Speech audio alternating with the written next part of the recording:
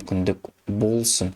Жалпы бүгін осы Python интенсивті курсының старты деп айтайық, бастамасы деп айтайық. Бүгіннен бастап сіздер тапсырманы орындап бірден кірісіп кете бермейсіздер, ал келесі күні, бүгіннен кейінгі күн, яғни вторник күннен бастап сіздерде тапсырмалар бір-бірінен ашылып бастайды. Бірақ та біздің осы интенсивті курстың басты мән мағынасы сіздерде нөлден бастап алгоритмдер тақырыбына дейін жеделеп апару. Яғни сіздер ол тақырыптардың барлығын игере алу үшін сіздер 8 апталық интенсивті курсты нақты өтіп шығуларыңыз керек. Оны қалай қарастырамыз? Жалпы сіздер аптасына 2 тақырыпты жауып отыруларыңыз керек. Яғни сіздерде 2 тақырыптарыңыз, яғни видеоларыңыз автоматты түрде ашылады. Мен группаға жазып отырамын. Сіздерде тапсырма ашылды, яғни видеоңыз ашылды. Оны конспектін жазыңыздар деген сияқты ақпараттардың барлығын сіздерге жаңағы осы сілтеме жіберілген группаға жіберіп отырамын. Сол жақтан қарайсыздар да, жаңағы приложениеге кіретін болсаңыздар, қазір веб приложениесін қолданып жатырмыз барлығымыз, сол жаққа кіретін болсаңыздар, сол жақта уже сіздерде тапсырма ашық тұрады. Видео тапсырмаларыңыз 15-20 минуттың арасындағы видео қарап шығасыздар. Одан кейін бар оны конспектеу міндетті. Ол конспектеп алғаннан кейін сіздерде А деңгейі, Б деңгейі, С деңгейіндегі тапсырмалар беріледі. Яғни тура сол видеода не өттіңіздер, соған байланысты А деңгейі, Б деңгейі, С деңгейі тапсырмалар беріліп отырады. Ол А деңгейі, Б деңгейі, С деңгейі тапсырмаларын орындау арқылы сіздер сол тақырыпты жаптыңыз деген сөз. Қазір олардың барлығын детальдарын айтып беріп отырам. Одан кейін барып екінші тақырып ашылады. Екінші тақырыпты өзі келесі күн ашатын боламыз. Келесі 2 күнге беріліп отырады тақырып. Келесі күндері ашамыз. Келесі күндерде сол тақырыпты сіздер 100% жауып тастауыңыздарың керек. Жауып тасталғаннан кейін біз жаңағы осы 2 тақырып бойынша ең қиын сұрақтардың барлығын, жалпы мен статистикалардың барлығын өзім қолымда тұрады, жаңа көрсеттім сіздерге админканы. Сол админка бойынша ең қиын болған сұрақтардың барлығын мен лайв талдауға салып отыратын болам. Яғни ол лайв талдауда не көресіздер? Жалпы лайв эфирде біз сол 2 тақырып бойынша қорытындыларын жинақтаймыз, яғни кішігірім тоқталып өтеміз. Яғни сіздер алдын ала видеодан да қарап қойдыңыздар, сіз ол тақырыптарды білесіздер. Бірақ та біз ол лайв эфирлерге көбінесе талдауларды саламыз. Яғни ол талдаулардың мән мағынасының өзі сол, сіздердің сол 2 тақырыпты 100% жапты дегенге жалпы нүкте қою. Содан кейін барып сіздер апталық қорытынды тестіне өтесіздер. Яғни сіздер аптасына 2 тақырып жауып отыратын болсаңыздар, аптаның соңында бізде прокторинг арқылы өткізетін, яғни неміз болады, лайв түрде қабылданатын апталық қорытынды тестіміз болады. Ол жақта сіздердің жалпы рейтингтік жүйесі дедік қой, жаңағы 1-ші, 2-ші, 3-ші орын алуға бізде кешбек жүйесі орналастырылды. Осы жүйенің өзінде, то есть получается сіздер 2 ай бойы ең активный болып, жаңағы балдарыңызды жинап, тақырыптардың барлығын 100% жауып отырып, ең соңында өздеріңіздің құйған ақшаларыңызды қайтарып ала аласыздар. Плюс сіздер 8 апталық интенсивті курстан Python тілін игеріп шыға алдыңыз деген сөз деп білемін. Міне осылай біз 2 тақырыпты міндетті түрде, сонымен қатар лайв эфирді, ең соңында апталық қорытынды тестте әбден кездесіп отырады екенбіз. Енді, құрметті әріптестер, бұның барлығы негізінен бұл біздің Restart онлайн платформасының фишкалары. Бұл платформа негізінен жаңадан шықты. Біз бұны 6 айдай бірге программистермен бірге жазып шықтық. Арасында мен жазғанда кодтар болды. Жалпы бұл платформаның өзі Python бағдарламалау тілінде жазылған деп айтайын. Сіздерге түсінікті болсын, потому что біз бұл жақта Django кітапханасы арқылы Pythonды внедрять еттік. То есть, получается, бұяқтағы логика, жаңағы кэшбэктеріңізді есептеу, рейтингтеріңізді есептеу, админканың жұмыс істеуі, барлығы Python бағдарламалау тілінде жазылған үлкен осындай проект. Негізінен бұл мектеп сынып оқушыларына арналған, яғни бұл 1 мен 9-дарда оқытып жатқан платформа. Бұл 1 жылдан бұрын идеямен басталған дүние, получается, соңғы 6 айда күн түн делмей жазылған дүние. Сондықтан да бұл платформаны қазір барлық жаққа салып жатырмыз. То есть Python болсын, NKT болсын, басқасы болсын, OBT болсын, басқа направлениялардың барлығында осы платформа қалай әрекет етеді екен деген сияқты заттармен бүкіліне жұмыс жасап көріп жатырмыз. Міне осындай Қазірше біз бұны веб приложение ретінде қолданып жатырмыз, яғни тура сол жаңағы мобильный приложение сияқты, бірақ та веб сілтемемен өтесіздер, браузермен ашасыздар, сіздер оны көрдіңіздер. app.restart online kz сайтына өтетін болсаңыздар, сіздер осы сайтқа кіре аласыздар. Бір рет логин парольмен кіріп қоятын болсаңыздар, сіздерде жаңағы браузер уже сіздерді сақтап тұрады, біліп тұрады. Кіресіздер, кіргеннен кейін барып уже жұмысты бастай берсеңіздер болады деген сөз. Енді бұны айтып жатқан себептерімнің барлығы бұл енді жаңа жүйе болғандықтан, бұл басқа курстардың барлығында бұндай заттар қолдана бермейді, сондықтан да бұл жақтағы фишкалардың барлығын орынды қолданайық, құрметті әріптестер. Так, енді курстың ішіндегі жаңағы фишкаларымыз, дүниелеріміздің барлығына бір-бірден тоқталып өтейін, содан кейін барып сіздердің сұрақтарыңызға жол беремін. Жалпы біздің Restart Online платформасында Python бағдарламалық тілін біз қалай игереміз?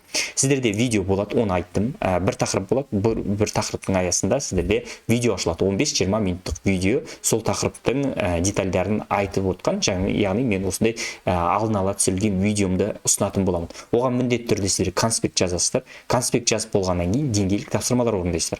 А деңгейі, Б деңгейі, С деңгейі. Әрбір тақырыпқа арналған 15 как минимум тапсырмасы бар. Сонымен қатар, егер де қателесіп отыратын болсаңыздар тапсырмаларға, ол тапсырмалардың альтернативті тапсырмалары сіздерге қайта-қайта алып келініп отырады. Сонымен қатар, егер де бұл мысалға келіп жатқан тапсырма, мысалға тесттік тапсырма болсын, салыстырмалы тапсырма болсын, болмаса ашық сұрақ тапсырмасы болсын, олардың барлығы сізге түсініксіз болып жататын болса, сіз ой жақтан әрбір тапсырманың өзінің видео талдауын көре аласыздар. Яғни 1 минуттық видео 1 минуттан аса, енді 1 минуттық аса видео талдауын көре аласыздар. Ол видео талдауды көру арқылы сіздер осы тақырыпты кеңінен түсінесіздер деген ойдамын. Мәселен, мынандай ғой. Тест болады, тест болған кезде сіздер өздеріңіз 100% жауап беріп жататын болсаңыздар, ол тест жабылады деген сөз. Ал егер де бір сұрақ келеді, оған сіз жауабын таппай жатсаңыз, болмаса түсінбей жатсаңыз, ол жақта шешімін көруге мүмкіндігі бар. Болмаса сіздер видео талдауын көруге мүмкіндіктер бар. Сонымен сіздерде 15 тапсырмаңыз бар. Егер де қателескен жағдайда ол қайтадан айналдырып беруі мүмкін, болмаса оның альтернативасын беруі мүмкін. Сөйтесіздер де сол тақырыпты әбден түсінбейінше сіздердің жаңағы тесттеріңіз қайталанып келе береді. Өттіңіздер, тестті дейік. Өткен кезде сіздерде мынандай егерде деген сұрақ болады. Егерде 71%-ке дейін тақырыпты ғана игердік, 70%-ке дейін ғана. Егерде одан жоғары игере алмасақ тақырыбымызды, бізде жеке даму траекториясына тура осы қиындық туындатқан сұрақтарымыз түседі. Сонымен қатар сіздер ол сұрақтарды, жаңағы қиын болған сұрақтарды аласыздар да эфирге талдауды көре аласыздар. Яғни эфирге тура осылай шығамыз, бір уақытты белгілейміз, четверг күні, ол основном бізде либо среда, либо четверг, өйткені біз екі тақырыпты қамтып үлгеруіміз керек.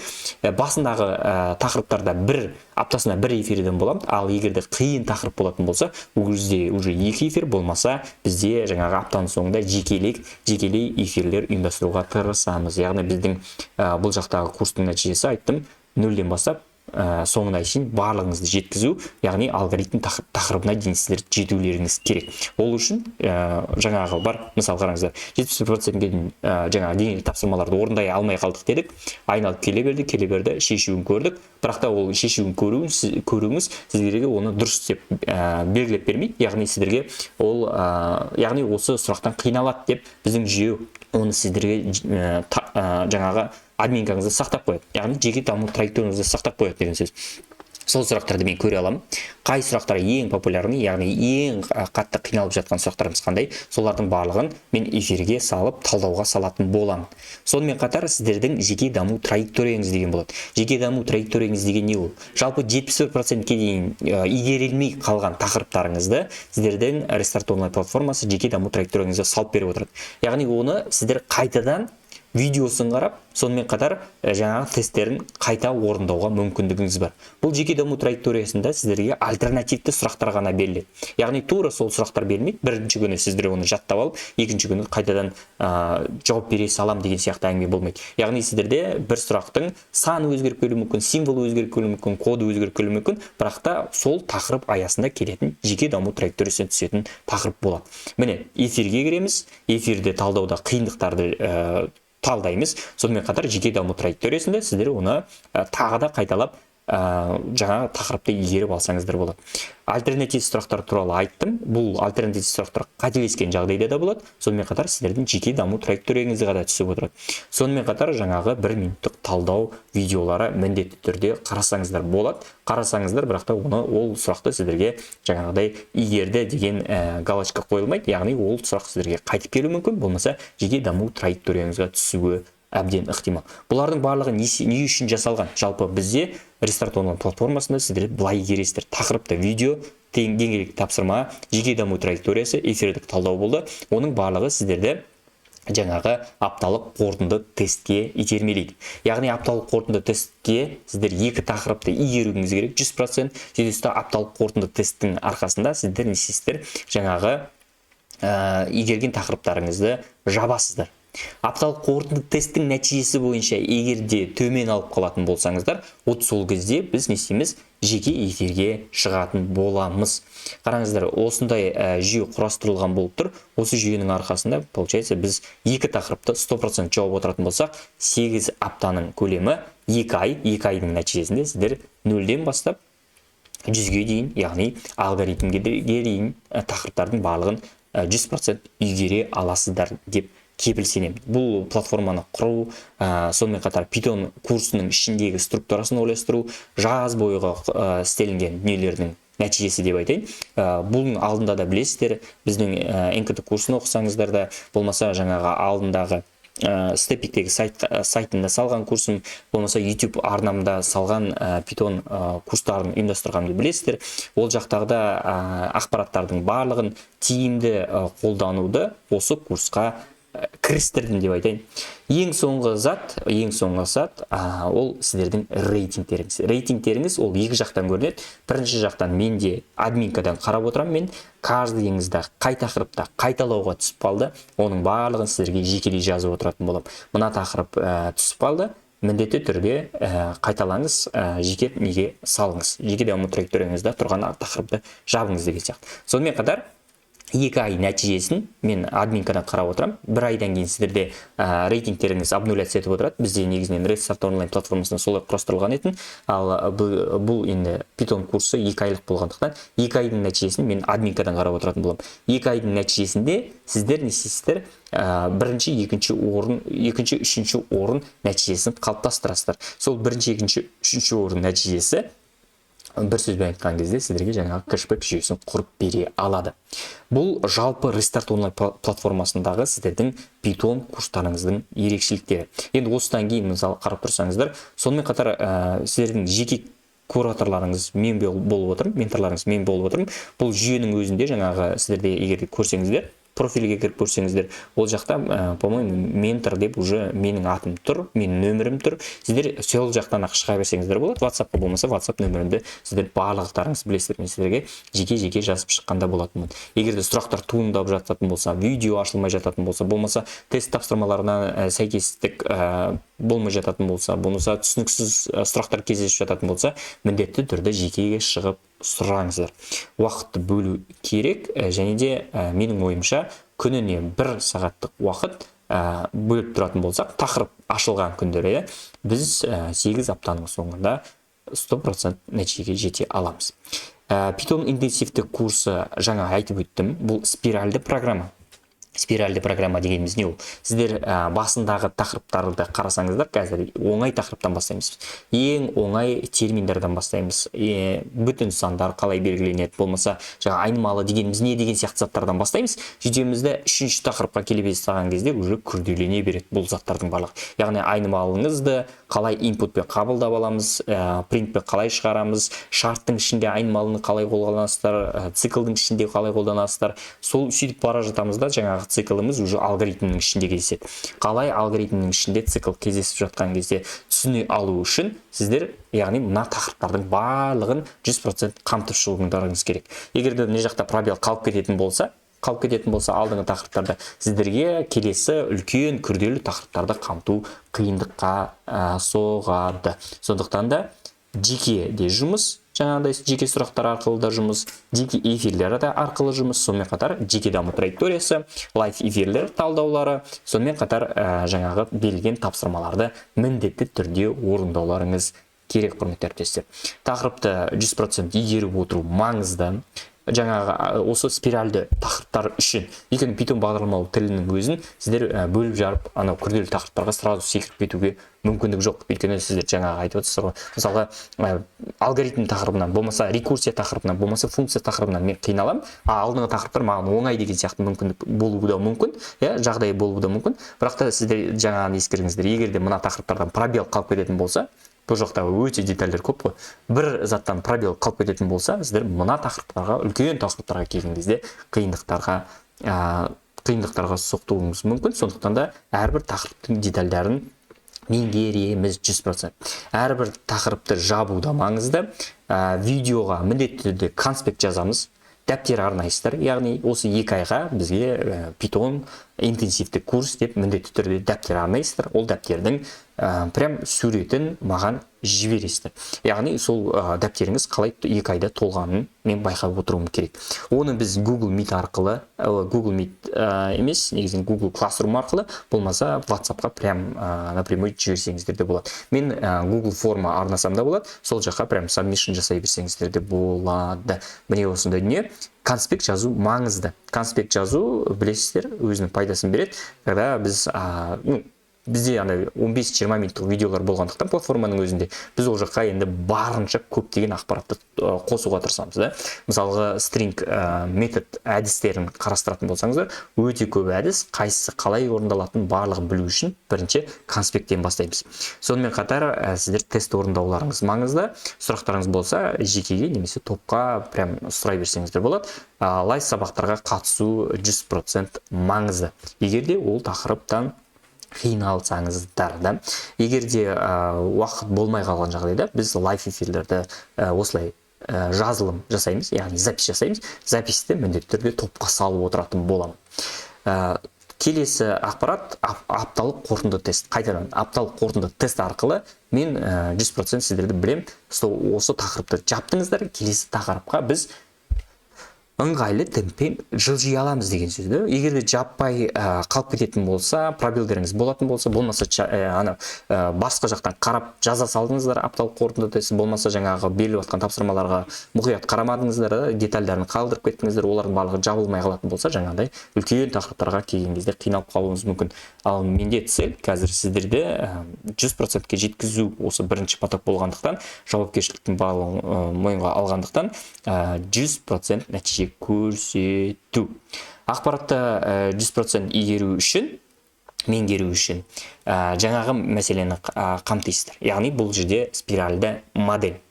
Оны меңгересіздер. Каждый детальға мән мағынасын түсініп аласыздар. Яғни оның барлығын қалай игереміз деген сияқты сұрақтар болатын болса, оның барлығын сіздер Bloom таксономиясына салуларыңыз керек. Яғни қараңыздар, бір тақырыпты игердік деп айтайық, айнымалы тақырыбын игердік деп айтайық, болмаса цикл тақырыбын игердік деп айтайық. Сіздер қарапайым синтаксистен бастайсыздар. Яғни, remember, неқта знание деңгейі бар, яғни білу деңгейі бар. Білу деңгейінен бастайсыздар. Білу емес, неқта remember деген есте сақтау ғой, есте сақтау, білу, қолдану, дұрыс. Есте сақтау деңгейінен бастайсыздар. Получается, сіздер бір тақырыпты қарастыратын болсаңыздар, айнымалы болсын, цикл болсын, кез келген тақырыпты қарастыратын болсаңыздар, сіздер міндетті түрде осы жатқа білу деңгейінен бастайсыздар. Яғни бір тақырыптың синтаксисі қалай жазылады, соны конспектейсіздер, соны жаттап аласыздар. Келесі бір функция өтетін болсаңыздар, оны естейсіздер, жатқа білулеріңіз абзал. Жаттап алыңыздар, одан кейін барып сіздер оны көрген кезде тани аласыздар.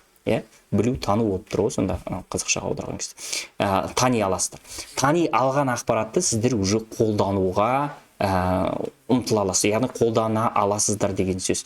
Сонда қараңыздар, құрметті әріптестер, бір тақырып болатын болса, біз оны бірінші синтаксисін жаттау, білуден бастауымыз керек. Жаттау, есте сақтау, білуден бастауымыз керек. Сол екі уровеньді қамтып алғаннан кейін бізде нық қойылған фундаментіміз бар. Біз не істей аламыз? Біз ол кодты уже жаза аламыз деген сөз.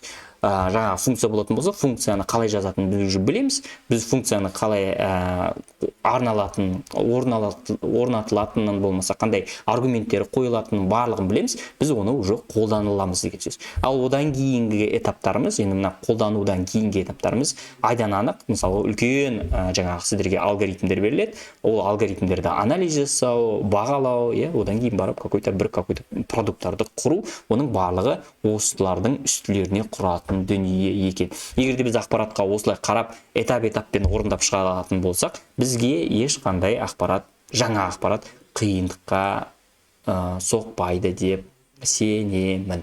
Енді қараңыздар, құрметті әріптестер, енді бұл жақтағы бұл негізінен бұл таксономиясының өзі көптеген білім зерттеушілерінің айту бойынша осындай уровеньдермен құрған абзал. Ал кейбір тақырыптарға келген кезде біз үстінен бастауымыз да мүмкін, шетінен бастауымыз да мүмкін деген сияқты заттарды қолдансақ болады. Бірақ та ақпаратты 100% нәтижемен игеру үшін бізге ең қолайлысы төменнен бастау. Яғни сіздер конспект жазу не үшін керек деп жаңа айтылулары да мүмкін. Бірақ та соған байланысты ақпаратымыз осы. Сіздер есте сақтап аласыздар, білесіздер қалай жазылатынында, одан кейін барып уже қолдана аласыздар. Қолдана алған кезде енді уже практика кетеді. Практиканың жүзінде біз уже осы тақырыптардың барлығын 100% меңгере аламыз деген ойда. Міне осындай құрылған кішігірім курс, 8 апталық интенсивті курс. Аптасына 2 тақырыпты жабамыз, лайв эфирге шығатын боламыз. Тақырыптың күрделілік деңгейіне байланысты апталық қорытынды тестке шығып отырамыз. Міндетті түрде тақырыпты жауып тастауымыз керек. Сіздердің олар жүктеме болады, яғни оны жаппайынша сіздерді келесі тақырыпқа жібермейтін болам. Сондықтан да міндетті түрде сол тақырыппен жұмыс жасау өтуіміз керек. Егер де қиындықтар туындап жататын болса, міндетті түрде жеке сабақ өтеміз деген сияқты заттар әбден қамтимыз. Ең соңында енді 100% көрсетіп отқан нәтижелеріміз, жаңа бірінші, екінші, үшінші орындарымыз, бізде ақшаны қайтарып алу кэшбэк жүйесі қарастырылған. Міне осындай жүйе, құрметті әріптестер. Енді сұрақтарыңыз болса, мен сіздердің сұрақтарыңызға жауап берсем, одан кейін барып мен платформаны тағы да бір рет ашып сіздерге көрсете салсам, платформа бойынша барлығы түсінікті шығарда негізінен. Бізде мысалға яқта рейтинг құрылды. Рейтингте барлығымызды 0 ұпай тұр. Ертең бұйыртса сағат таңғы 11-де онда уже тақырыпты ашып бастаймын. Бірінші тақырыптарымызда енді оңай дүниелер кездеседі, бірақ та оның тестін жабу міндетті. Бірінші орында енді мынақта өзімді қойып қойған екен, бірақ та мен бұл жарысқа қатыспаймын. Мен сіздердің менторларыңыз ретінде осы жақта прям қарап отыратын боламын. Кім қай жақта орындап жатыр, қанша ұпай алып жатыр деген сияқты заттар. Сонымен қатар айлық ұпайларыңыз маңызды. Енді мынау теңгелер көрсетіп қойылған себебі бізде мектеп оқушыларына арналған стипендия осы жаққа жиналып отырады. Айдың соңында олар обнуляция етеді, қайтадан бастайды деген сияқты дүниелер. Ал бізге ол важны емес, бізге мынау айлық сіздердің ұпайларыңыз өте маңызды. Бүгіннен бастап алдындағы тесттерді орындаған болатын болсаңыздар, барлығы обнуление жасайды. Содан кейін барып сіздер уже ертеңнен бастап тақырыптарыңызды көре берсеңіздер болады. Енді мен платформаға кірісіп кетемін қазір. Оған дейін сіздер егер де сұрақтарыңыз болса, құрметті әріптестер, маған қойсаңыздар. Так, мен чатты да бір аша салайын. Экран көрінбейді дейді, Гүлзат апай, көрінді ма?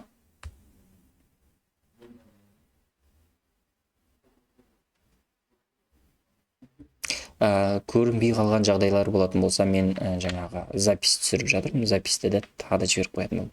Құрметті әріптестер, барлығы түсінікті ма? Бір кері байланыс берсеңіздер. Түсінікті ағай. Ағай, курс қанша сағат болады? 1 сағат, 2 сағат, 1,5 сағат? Курс жаңаға айтып өткендегідей видеолар 15-20 минуттық видеолар тесттерін орындағанмен сіздерде көп болса 1 сағат уақыттарыңызды алады әрбір тақырыптарыңыз. Сонымен қатар эфирлеріміз бар. Эфирлерімізде де тура солай 1 сағат. Нешеде басталады? Нешеде басталғанда қараңыздар, ертең платформада бірінші ақпарат ашылады. Ол сағат 10-нан бастап ашылады. И сіздер уже оны өздеріңіз жауып тастай берсеңіздер болады. Олықта алдын ала жазылған видео. Нені сабақты жіберіп отырасыз ба қалай? Сабақты жіберемін. Жаңа басына қосылмадыңыз ғой Айнұр апай. Жоқ, интернет істемей қалып сізге қосыла Аха, мен записьте де жіберетін боламын. Бұл жақта былай, сабақ алдын ала жіберілетін видеолар да болады. Тапсырмаларын орындау керексіздер. Сонымен қатар лайв эфирлер де болады. Сонымен қатар апталық қорытынды тест болады. Аптасына 2 тақырыпты жауып отыруымыз керек. Көп болса, аптасына 1 сағаттан алған кезде, 3 күн, 4 күн 1 сағаттан арнап отырасыздар ғой, сонда получается. Примерно. Видеоны қайталап көруге болады ғой, иә? Иә, әрине, видеоны ертеңгі сағатты сабақты сіз сілтемесін жібересіз да. Қазір осы ненеше, осы собранияны мен записке түсірдім. Оны міндетті түрде тағы да бір рет қарап шығыңыздар, хорошо? Кешіріңіз, кесіптің тапсыратын уақыты бар ма? Жоқ, шектеу жоқ, бірақ та барынша апталық қорытынды тестке дейін сіздер жаңағы тақырыптарыңыздың барлығын жауып қоюларыңыз керек. Получается, бір тақырып ашылды, тесттерін орындайсыздар, одан кейін барып екінші тақырып ашылады, оны да тесттерін орындайсыздар. Мен лайв эфирге шығамда ең қиын сұрақтарды талдайтын боламын. Оның барлығы сіздер апталық қорытынды тестке дайындалып алу үшін. Апталық қорытынды тестке дейін сіздер мына 2 тақырыптың барлығын жауып қоюларыңыз керек. Мен сіздерге күнделікті жазып тұратын боламын, мынау тақырыбыңыз ашық, қалып кетті, орындаңыз деген сияқты мәселелердің барлығын жекелей жазып отыратын боламын. Сондықтан да жауап тастауымыз керек. И апталық тестке біз уже 2 тақырыпты игеріп, полностью кіре алуымыз керек қой. Лайф эфирге сіз нешеде шығасыз? Кешкі уақытта шығамыз. Осындай 8-9 арасында шыға береміз. Ол жағынан проблема жоқ. Барынша сіздерге удобный уақыт, ол жұмыстан кейін ғой, по-любому. Осылай. Ал жеке эфирлер, егерде прям қиындықтар туындап жататын болса, прям апталық қорытынды тест нәтижесі бойынша төмен алып қалған жағдайлар болатын болса, бізде анау жаңағы алдындағы тұрған видеолар әлі де ашық тұрады. Сонымен қатар біз суббота, воскресенье жеке эфирлер ұйымдастыруға тырысамыз. Ол енді апталық қорытынды тесттің нәтижесі бойынша. Егерде апталық қорытынды тесттен жақсы алып отыратын болсаңыздар, сіздерге жеке эфир осы апталық өтілген тақырыптар бойынша жеке эфирдің қажеттілігі жоқ деген сөз, да? Вот солай.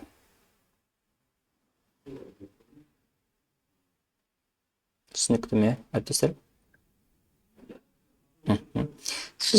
Жақсы, ондай болатын болса, мен платформаны ашып бір көрсете салайын. Құрметті әріптестер, білесіздер, бұл жақта енді интуитивно понятно сияқты, енді білмеймін, бірақ былай ашылады курсыңыз. Сіздерде мына жақта балансыңыз, жаңағы балыңыз, жинаған балыңыз, мына жақта теңгелік стипендиялар, ол стипендиялар бізге қатысы жоқ, бізге қатысы мынау именно балымызды.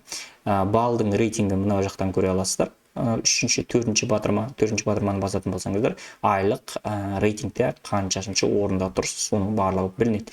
Сонымен қатарына профильге басатын болсаңыздар, профильдің ішінде сіздерде менің атым жалып тұру мүмкін. Менің менторым деген ба, сонда ментор деген сияқты сөзбен сіздерге жалып тұру мүмкін. Сояқта менің WhatsApp нөмірім бар, сояқтан бірден маған шыға бересіздер. Сонымен қатар міне жерде бізде видео ашылады. Видеодан кейін А деңгейі, Б деңгейі, С деңгейі нелері тұрады, тапсырмалары тұрады. Яғни бір тақырыпқа біз видеосын көреміз, А деңгейі, Б деңгейі, С деңгейі, үшеуін жауып тастауымыз керек. Жауып тастағаннан кейін, егер де 71%-ке дейін игермейтін болсақ, ол бізге мынау рестарт страницасына түседі. Рестарт страницасында сіздерде апталық қорытынды тесттеріңізде шығады. Сонымен қатар жаңағы тақырыптарыңызды игермеген болсаңыздар, 71%-ке дейін осы жаққа түседі. Сіздер қиналған сұрақтардың альтернативті сұрақтарын ұсынып отыратын болады. Сонымен қатар ескеріңіздер, әрбір сұрақтың 1 минуттық енді талдаулары бар. Сол талдауларды да қарасаңыздар болады. Мынау енді новостной лента, новостилар шығып тұрады, егерде біздің Python курсына қатысты ақпарат болатын болса. Негізі основном бүкіл оқушыларға арналған новостной лента. Одан кейін барып рейтинг. Бұл басқа дүние, ешқандай дүние жоқ бұл жерде. Бізде ең бастысы жаңағы тақырыптарымыз 100%, сіздерге ашылған тақырыптарыңыздың барлығын, мысалы 100% игеріп отыру. Мына жерде сіздерде Python деген курс болу керек, Python интенсивті курсы болу керек. Одан кейін барып тақырыптар шетінен ашылатын болады. Ашылған тақырыпты міндетті түрде жауып отыруларыңыз керек. Болды ғой, сол ақпарат. Егер 71%-де төмен болып қалатын болса, рестартқа түседі. Оның барлығы менде админкада тұрады. Админкам қайсы? Админкам былай көрініп тұр менде. Қараңыздар. Кім қанша балны игеріп жатыр, қанша тақырыпты игеріп жатыр деген сияқты дүниелердің барлығы. Так. Жауап қолдығын.